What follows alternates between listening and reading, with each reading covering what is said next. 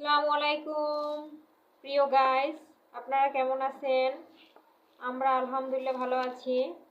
আমার চালটা ভাজা হয়ে গেছে। এখন গরম পানি দেব। গরম পানি দেখেন অনেক সুন্দর ভাজা হয়েছে। এই যে দেখেন একেবারে।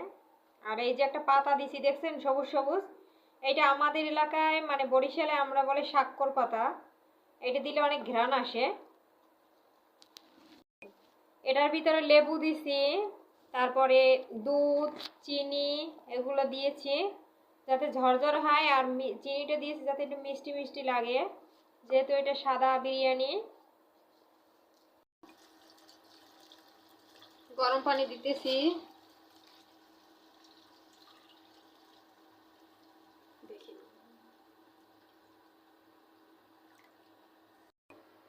গরম পানি করে দিলাম, এখন নেড়ে চেড়ে দিতেছি।